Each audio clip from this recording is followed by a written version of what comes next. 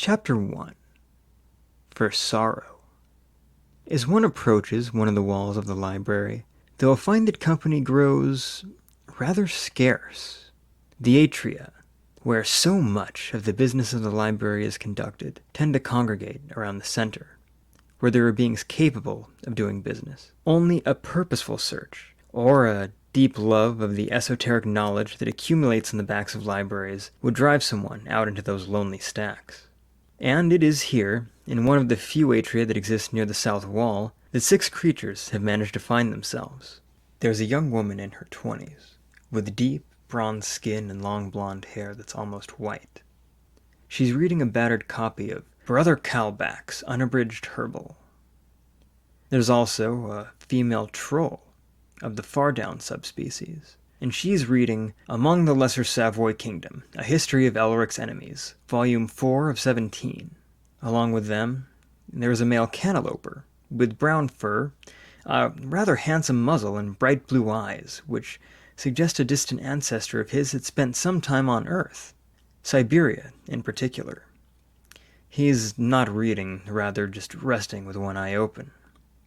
There's also a sheepish-looking human man in his 40s, who's reading several books at once. And lastly, there are 2 male Dastari, of such disparate appearance that the only possible explanation is that they're brothers. One towers at 4 feet and is nearly as broad, with dullish blue scales fading to a boggy green. The other brother is shorter, by half a foot, with purple scales slicked with a scented oil, and all of his broadness concentrated in his shoulders. The shorter one is waiting for the larger one to finish a page in the less well-known Two Sons, Art of War, the one with much more attention given to fighting positions. The atrium is a masterfully laid-out rock garden, donated by an Eastern sorcerer whose name was long ago reduced to birdsong on the winds. The silence is peaceful, broken only by the flipping of a page or the occasional dull thud of a docent's endless patrol of the stacks passing by. Or a sudden shout of, "Damned magpie!" followed by hundreds of dull thuds containing significantly more purpose. The occupants of the atrium shot up from their seats and made it to the entryway just in time to see a figure, half obscured by shadows, rushing down the corridor with an enormous dusty tome in its hands. Shortly after it disappeared around a corner, a squad of 10 docents rushed by, slightly but significantly faster. The group of patrons hesitated for a few moments, and then followed with varying degrees of interest. When the group caught up with the docents, they were crowding around a single door in the wall, obviously the way to a way. Unlike most of the doors closer to the center of the library, this one was unmarked, and the docents didn't appear to be anxious to cross the threshold, which was odd. Ordinarily, if a docent had a thief's scent, it would chase them anywhere. After a minute of silent straining, one docent turned and noticed the group watching it. Immediately, the rest of the library's defenders turned and focused their eyes on the 6. After another minute of silent deliberation, they separated and formed a non-human corridor leading to the door. They held out their hands, making various gestures indicating money, secrets, and other simpler pleasures. The purple Death Star was the first to break the silence. "You want us to chase a magpie, gents?" The docents were surrounded by a generally affirmative air. "Any particular reason why you can't go and get the books yourselves?" the cantalouper asked. The docents gave no indication that they would answer this question. The cantalouper looked at the purple Death Star, who shrugged. The purple Death Star looked at the blue Death Star, who shrugged. The blue Death Star looked at the girl, who shrugged. The girl looked at the troll, who shrugged. And the troll finally looked at the man, who blanched and just said, What are you looking at me for? I just like books. You can all go off and be badass magpie chasers without me."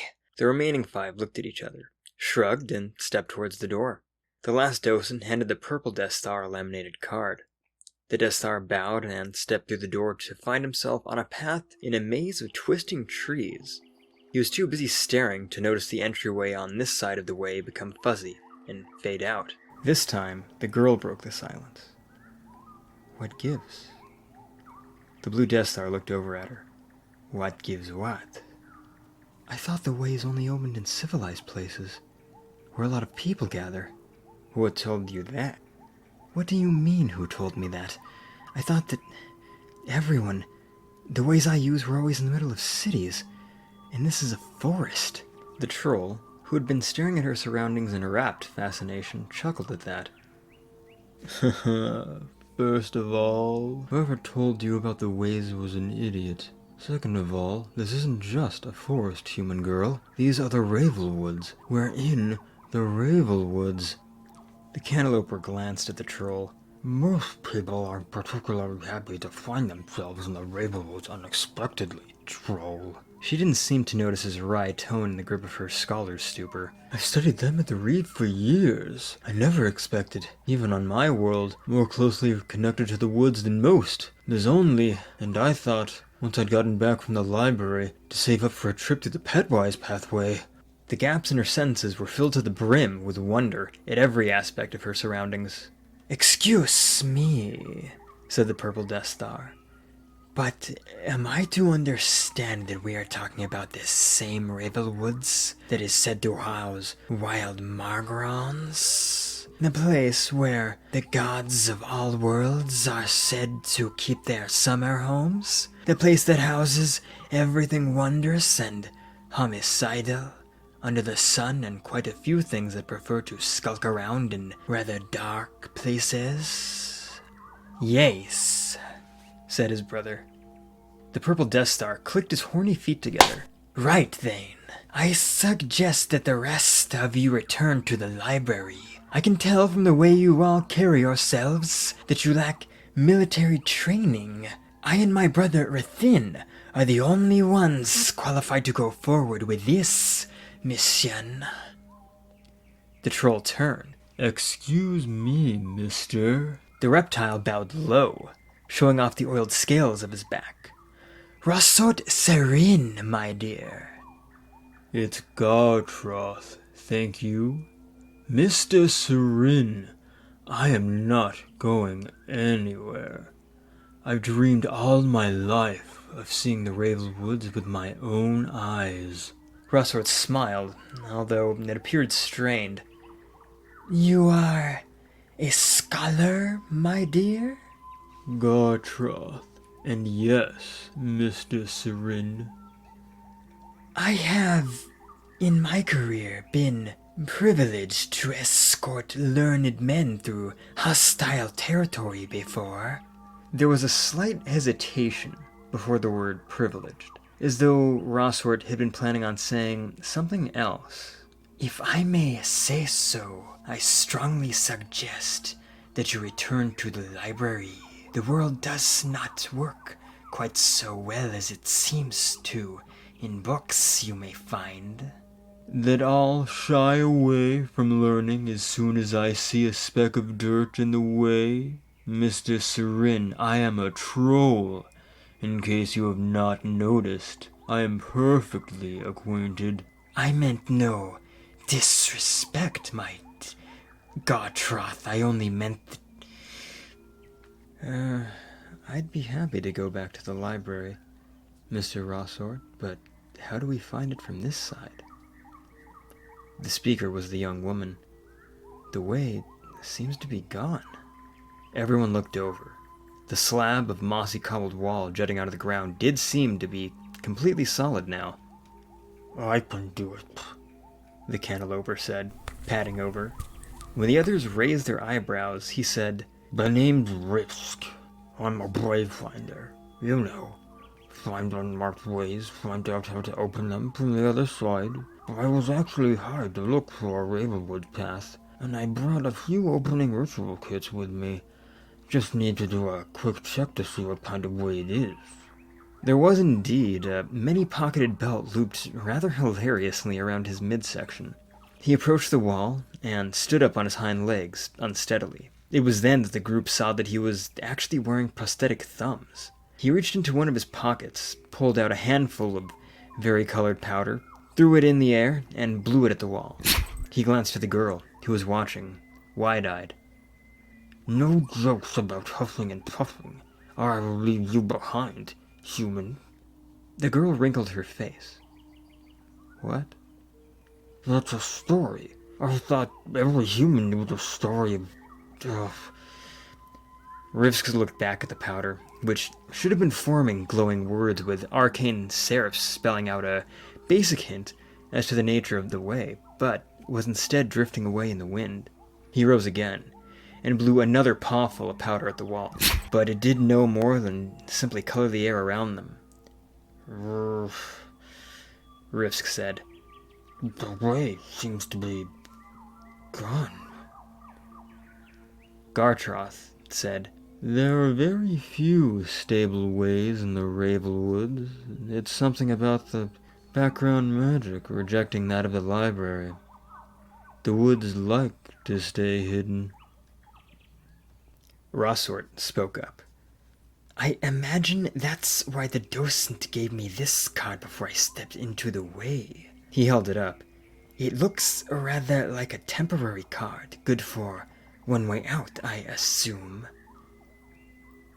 Oh, good, the girl said. It's not that I want the magpie to get away with that book, but I don't have any hunting tools or supplies. Rivsk shrugged. Well, I've got to get looking for a more permanent way. My pay for finding it might not be as amazing as the reward the docent promised, but it'll be a lot easier to get. Rossort nodded. Nobody could blame the two of you for wanting to retreat. It's quite a reasonable response. The girl shot him a quick glance of distaste for that, but he didn't seem to notice.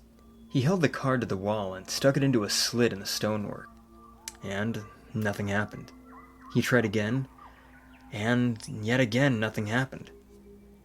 Rivsk reached up and took the card from the Death Star's clawed hands. He looked at it closely. Gartroth, what were you saying about ways in the Ravelwoods? They're very rare and unstable. The wood's natural magic make it very hard to get in or out. Probably why the docents couldn't risk going through, he said absently. The spell keeping them obedient is tied to the library. He sat down. So, we're stuck here? The girl asked. Even Gartroth's wonder seemed to dampen. It looks that way. There was silence, and the girl spoke again. Well, then let's go after that magpie. It must know a way out. Rossort sputtered, which is quite difficult to do without lips. My dear woman, I admire your eagerness to get into things, but I would still feel better if I lead. Rithin and I are the only ones qualified.